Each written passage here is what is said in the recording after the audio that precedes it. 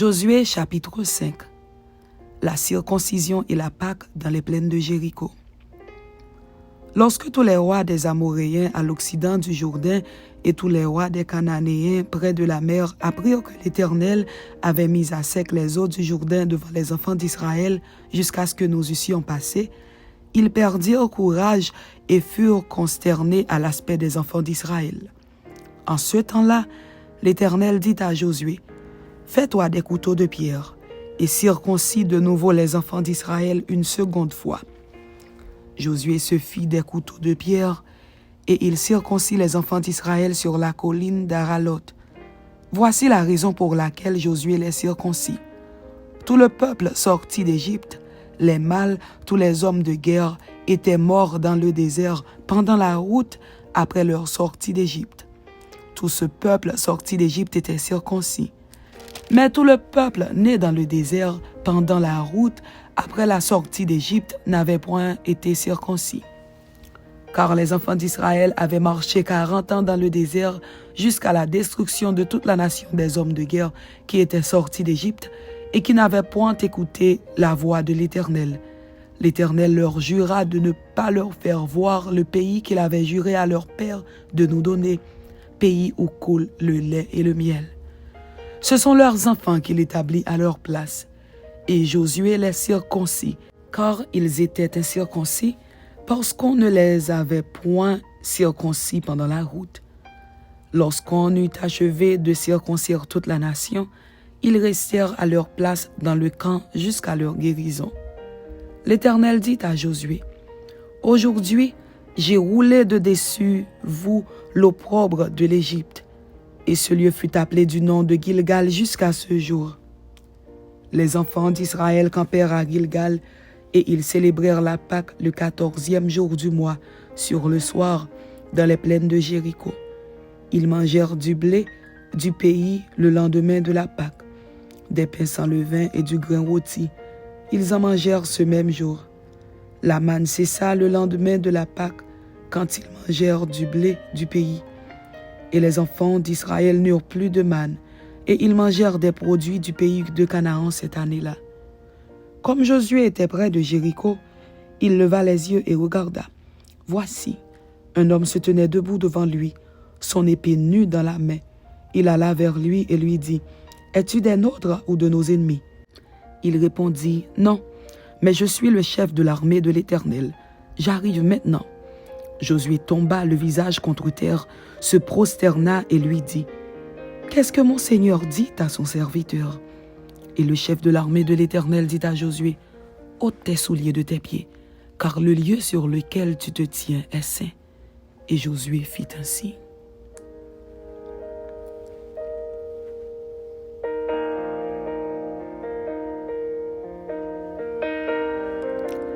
Josué chapitre 6.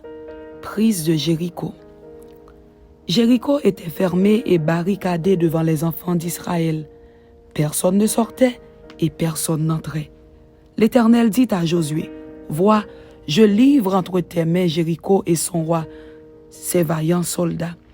Faites le tour de la ville, vous tous les hommes de guerre. Faites une fois le tour de la ville. Tu feras ainsi pendant 6 jours. 7 sacrificateurs porteront devant l'arche 7 trompettes retentissantes. Le 7e jour, vous ferez 7 fois le tour de la ville, et les sacrificateurs sonneront des trompettes. Quand ils sonneront de la corne retentissante, quand vous entendrez le son de la trompette, tout le peuple poussera de grands cris. Alors la muraille de la ville s'écroulera, et le peuple montera chacun devant soi. Josué, fils de Nun, appela les sacrificateurs et leur dit, « Portez l'arche de l'alliance, et que 7 sacrificateurs portent 7 trompettes retentissantes devant l'arche de l'Éternel. » Et il dit au peuple, « Marchez, faites le tour de la ville, et que les hommes armés passent devant l'arche de l'Éternel. » Lorsque Josué eut parlé au peuple, les 7 sacrificateurs qui portaient devant l'Éternel les 7 trompettes retentissantes se mirent en marche et sonnèrent des trompettes. L'arche de l'alliance de l'Éternel allait derrière eux. Les hommes armés marchaient devant les sacrificateurs qui sonnaient des trompettes et l'arrière-garde suivait l'arche. Pendant la marche, on sonnait des trompettes. Josué avait donné cet ordre au peuple. Vous ne crierez point, vous ne ferez point entendre votre voix, et il ne sortira pas un mot de votre bouche jusqu'au jour où je vous dirai, poussez des cris. Alors vous pousserez des cris. L'arche de l'Éternel fit le tour de la ville, elle fit une fois le tour, puis on rentra dans le camp et l'on y passa la nuit. Josué se leva de bon matin et les sacrificateurs portèrent l'arche de l'Éternel. Les 7 sacrificateurs qui portaient les 7 trompettes retentissantes devant l'arche de l'Éternel se mirent en marche et sonnèrent des trompettes. Les hommes armés marchaient devant eux et l'arrière-garde suivait l'arche de l'Éternel. Pendant la marche, on sonnait des trompettes. Ils firent une fois le tour de la ville, le second jour, puis ils retournèrent dans le camp. Ils firent de même pendant 6 jours. Le 7e jour, ils se levèrent de bon matin, dès l'aurore, et ils firent de la même manière 7 fois le tour de la ville. Ce fut le seul jour où ils firent 7 fois le tour de la ville. À la 7e fois, comme les sacrificateurs sonnaient des trompettes, Josué dit au peuple, « Poussez des cris, car l'Éternel vous a livré la ville. La ville sera dévouée à l'Éternel par interdit, elle et tout ce qui s'y trouve. Mais on laissera la vie à Rahab la prostituée et à tous ceux qui seront avec elle dans la maison, parce qu'elle a caché les messagers que nous avions envoyés. Gardez-vous seulement de ce qui sera dévoué par interdit, car si vous preniez de ce que vous aurez dévoué par interdit, vous mettriez le camp d'Israël en interdit et vous y jetteriez le trouble. Tout l'argent et tout l'or, tous les objets d'airain et de fer seront consacrés à l'Éternel et entreront dans le trésor de l'Éternel. » Le peuple poussa des cris et les sacrificateurs sonnèrent des trompettes. Lorsque le peuple entendit le son de la trompette, il poussa de grands cris et la muraille s'écroula. Le peuple monta dans la ville, chacun devant soi. Ils s'emparèrent de la ville et ils dévouèrent par interdit, au fil de l'épée, tout ce qui était dans la ville, hommes et femmes, enfants et vieillards, jusqu'aux bœufs, aux brebis et aux ânes. Josué dit aux 2 hommes qui avaient exploré le pays, « Entrez dans la maison de la femme prostituée et faites-en sortir cette femme et tous ceux qui lui appartiennent, comme vous le lui avez juré. » Les jeunes gens, les espions, entrèrent et firent sortir Rahab, son père, sa mère, ses frères et tous ceux qui lui appartenaient. Ils firent sortir tous les gens de sa famille et ils les déposèrent hors du camp d'Israël.